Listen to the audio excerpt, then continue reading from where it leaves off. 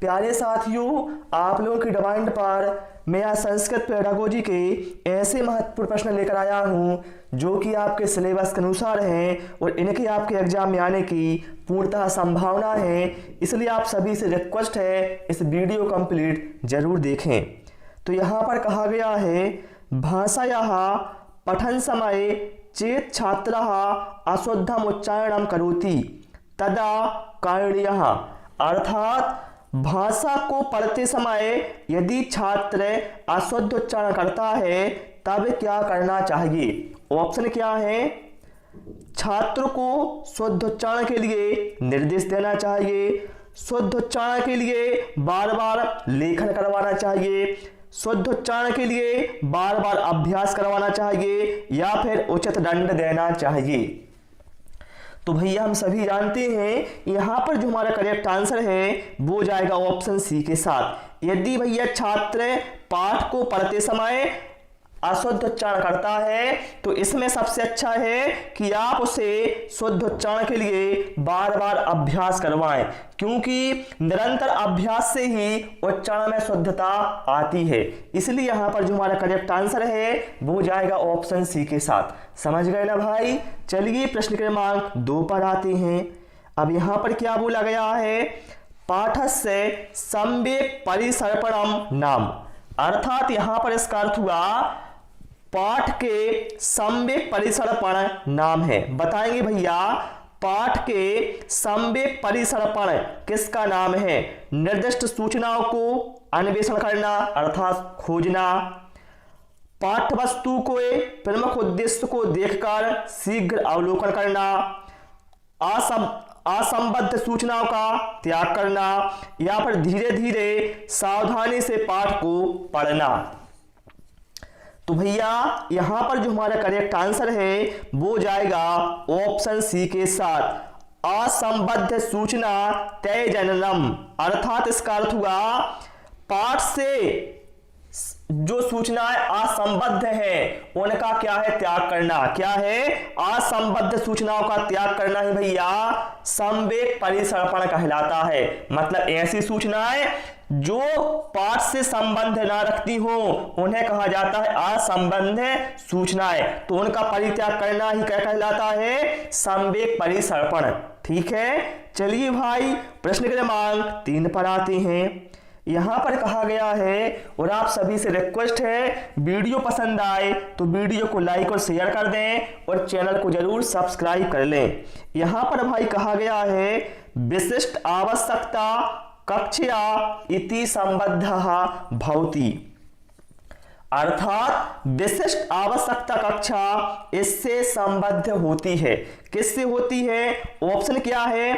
पृथक व्यवस्थित कक्षा से, विभिन्न योग्यता युक्त छात्रों की कक्षा से, अतिरिक्त अध्यापक युक्त व्यवस्था से या फिर सुसज्जित कक्षा व्यवस्था से। तो मेरे भाई विशिष्ट आवश्यकता कक्षा किससे संबद्ध होती है? ऑप्शन बी में कहा गया है विभिन्न योग्यता छात्र कक्षा। अर्थात विभिन्न योग्यता युक्त छात्रों की कक्षा से संबद्ध होती है विशिष्ट कक्षा। तो यहां पर जो हमारा करेक्ट आंसर है वो जाएगा ऑप्शन बी के साथ। पहले मैं सीधा आंसर बताता था लेकिन बहुत सारे छात्रों ने कमेंट किया था कि सर आप सारे ऑप्शन की हिंदी बताया करो तो बहुत बेनिफिट मिलता है। ठीक है। आप देखिए प्रश्न क्रमांक 4 में क्या कहा गया है, गृह कार्यस्य मुख्य उद्देश्यः अस्ति। अर्थात गृह कार्य का मुख्य उद्देश्य है। बताएं मेरे भाई जो गृह कार्य बच्चों को दिया जाता है इसका मुख्य उद्देश्य क्या होता है? कहा है छात्र घर में नवीन पाठ पढ़ने में रुचि प्रदर्शन करें, अभिभावक जाने कि छात्र विद्यालय में क्या क्या पढ़ते हैं, पढ़े हुए पाठ का अधिक से अधिक अभ्यास करना या फिर पढ़ने में छात्रों की रुचि को बढ़ाना। तो भैया गृह कार्य का मुख्य उद्देश्य होता है पठित पाठान अधिकृत्य अभ्यासम कुर्युः, अर्थात पठित पाठान का मतलब है पढ़े हुए पाठ का अधिक से अधिक अभ्यास करना, यही भैया गृह कार्य का मुख्य उद्देश्य होता है। तो यहाँ पर जो करेक्ट आंसर है वो हमारा जाएगा ऑप्शन सी के साथ। समझ गए ना। चलिए भाई प्रश्न क्रमांक 5 पर आते हैं। और भैया यदि किसी को कोई डाउट रहता है तो आप कमेंट बॉक्स में बेफिक्र होकर पूछ सकते हैं। यहां पर भैया कहा गया है अवबोधनात्मकम परीक्षणम इत्यर्थम किम सर्वाधिक महत्वपूर्णम, अर्थात यहां पर कहा गया है जो अवबोधनात्मक परीक्षण होता है इसमें सबसे महत्वपूर्ण क्या होता है। ऑप्शन है पाठ का शीर्षक, संदर्भ का ज्ञान, पाठ का उपशीर्षक है, या फिर लेखन अभ्यास। तो मेरे भाई अवबोधनात्मक परीक्षण जो होता है इसमें सबसे महत्वपूर्ण होता है संदर्भस्य ज्ञानम, अर्थात संदर्भ का ज्ञान।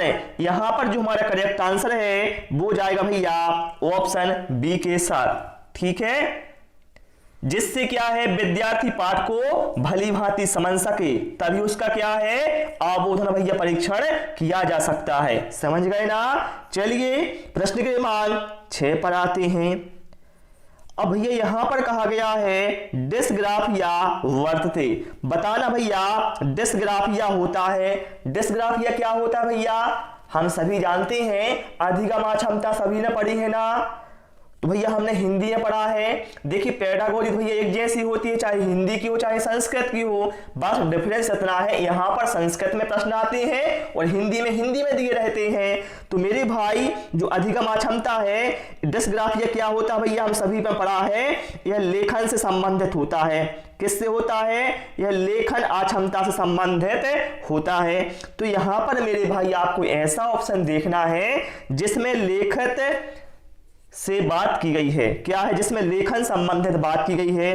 तो यहां पर आप ऑप्शन सी में देख सकते हैं लिखित भाषा यह बोधे भाषागत न्यूनतम, अर्थात लिखित भाषा के ज्ञान में भाषागत न्यूनता क्या कहलाती है, डिस्ग्राफिया कहलाती है। ठीक है, और यदि भैया यहां पर लिखा होता डिसलेक्सिया तो भैया डिसलेक्सिया किससे संबंधित होता है, पठन संबंधित होता है।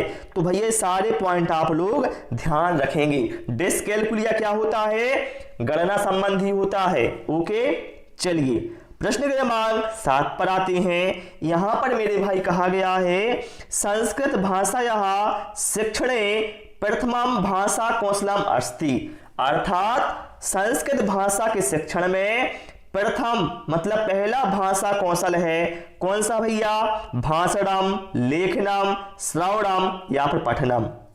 तो भैया हम सभी को जब पता है पहला होता है सुनना, दूसरा होता है बोलना, तीसरा पढ़ना और चौथा लेखन। तो पहला क्या होता है, सुनना होता है ना भैया। तो यहां पर जो करेक्ट आंसर है वो किसके साथ जाएगा, श्रवणम। श्रवणम का मतलब होता है सुनना। ठीक है, तो यहां पर करेक्ट आंसर किसके साथ जाएगा, ऑप्शन सी के साथ। यदि भैया यहां पर पूछा जाता अंतिम भाषा कौशलम अस्ति, तो भैया जब अंतिम पूछा जाए तो अंतिम होगा लेखनम। ठीक है, चलिए भाई प्रश्न क्रमांक 8 पर आते हैं। यहां पर भैया कहा गया है पाठोपरांत मूल्यांकनम अस्ति, मतलब क्या है इसका भैया ये अर्थ है पाठ उपरांत मूल्यांकन है। बताइए पाठ उपरांत मूल्यांकन किसे कहा जाता है, पाठ के पढ़ने के पूर्व का, पाठ को पढ़ते हुए, फिर क्या है पाठ को पढ़ने के बाद, या फिर अन्य। तो मेरे भाई देखिए इसके नाम में ही इसका आंसर छुपा हुआ है, पाठ उपरांत मूल्यांकनम अस्ति। तो भैया इसका अर्थ क्या है, पाठ उपरांत मतलब क्या है, ऐसा मूल्यांकन जो पाठ के बाद पढ़ने के बाद किया जाता है उसे कहा जाता है भैया पाठ उपरांत मूल्यांकन। तो ऑप्शन सी में कहा गया है पाठस्य पाठनात् अंतरम, मतलब पाठ को पढ़ने के बाद। ठीक है, पाठ को पढ़ने के बाद जो मूल्यांकन किया जाता है भाई उसे पाठोपरांत मूल्यांकन कहा जाता है। समझ गए ना। चलिए भाई प्रश्न क्रमांक 9 पर आते हैं।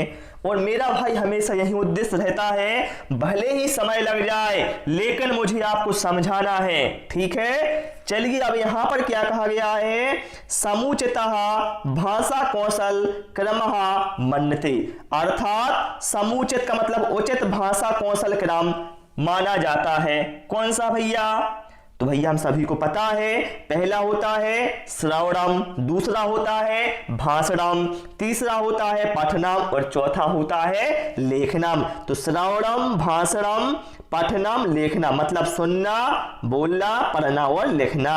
यहां पर जो करेक्ट आंसर है वो हमारा जाएगा ऑप्शन डी के साथ, ठीक है भैया। ये महत्वपूर्ण है, चाहे वो हिंदी पेडागोजी हो, संस्कृत पेडागोजी हो, चाहे मैथ पेडागोजी हो, ये क्वेश्चन भैया सभी में आ सकते हैं।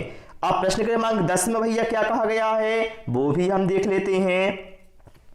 यहां पर भाई कहा गया है भाषा अधिग्रहण समय धारिया प्रवाहिता नाम, अर्थात इसका अर्थ क्या होगा, भाषा अधिग्रहण के समय धारा प्रवाहिता नाम है। बताइए भैया, जब आप भाषा अधिग्रहण करते हैं तो उस समय धारा प्रवाहिता किसका नाम होता है, शुद्धता से लिखने का, व्याकरण दक्षता का, या फिर सम्यक उच्चारण क्षमता का, या फिर सहजता से संभाषण सहजता से संभाषण, पढ़ना और लिखना।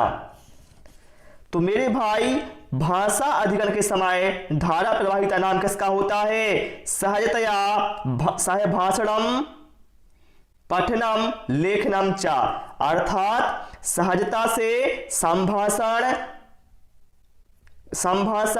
पढ़ना और लिखना, इसी का नाम क्या होता है, धारा प्रवाहिता होता है, ठीक है। बहुत सारी बुक में भैया आपको आंसर ऑप्शन डी दिया है, लेकिन देखिए सम्यक उच्चारण क्षमता, केवल उच्चारण क्षमता से हम इसका नहीं कह सकते हैं, ठीक है। तो भैया ऑप्शन यहां पर ए हमारा करेक्ट आंसर होगा, ओके। चलिए प्रश्न क्रमांक 11 पर आते हैं। निम्नलिखित में से श्रव्य अधिगम सामग्री है, बताएंगे आप लोग इसमें से भैया कौन सी श्रव्य अधिगम सामग्री है। श्रव्य का मतलब क्या है, जिसे सुना जाता है। तो यहां पर मेरे भाई आप लोग देखेंगे जो यहां पर भाई टेलीविजन है और सिनेमा है, ये कैसे भैया, ये दृश्य भी और श्रव्य भी है, मतलब इनको अपन देखते भी और सुनते भी हैं, है ना। तो ये तो है नहीं है, क्योंकि हमें श्रव्य के लिए चाहिए है। फ्लैश कार्ड भैया कैसा है, तो भैया फ्लैश कार्ड कैसा है, एक दृश्य सामग्री होता है, ना कि श्रव्य। लेकिन मेरे भाई टेप रिकॉर्डर है या एक श्रव्य अधिगम सामग्री होती है। यहां पर जो हमारा करेक्ट आंसर है वो जाएगा ऑप्शन ए के साथ, ठीक है। चलिए भाई प्रश्न क्रमांक 12 पर आते हैं। सार कथनम एकम, बताएंगे आप लोग सार कथन क्या है। लेखन के अंत का कार्य है, पढ़ने के पूर्व का कार्य है, लेखन से पूर्व का कार्य है, या फिर पाठ के अंत पढ़ने के बाद का कार्य है। बताएंगे भैया जो सार कथन है यह क्या है। तो मेरे भाई ध्यान रखना, जब हम किसी विषय को भैया पढ़ते हैं, ठीक है, पहले आप समझ लो मेरे भाई आखिर सार कथन है क्या। इतना आसान तो है, मैं समझा देता हूं, कभी नहीं भूलोगे मेरे भाई। किसी भी विषय को पढ़ने के बाद उस पर अपनी टिप्पणी लिखना ही सार कथन कहलाता है। क्या है, यदि आपने कोई विषय पढ़ा और फिर आपने उस विषय को पढ़ने के बाद उस पर अपनी टिप्पणी लिखी है तो वही कहलाता है सार कथन। तो मेरे भाई हम कह सकते हैं सार कथन क्या है, पढ़ने के बाद का कार्य होता है। तो ऑप्शन सी में कहा गया है पठन अंतम कार्य, मतलब पढ़ने के बाद का कार्य। तो ऑप्शन सी भैया यहां पर हमारा करेक्ट आंसर हो जाएगा। तो प्यारे साथियों आज इस क्लास में इतना ही। उम्मीद है आपको क्लास पसंद आई होगी। भाई मेरी क्लास पसंद आई हो तो आप सभी से रिक्वेस्ट है वीडियो को लाइक और शेयर करें, चैनल को सब्सक्राइब करें। Thanks for watching this video.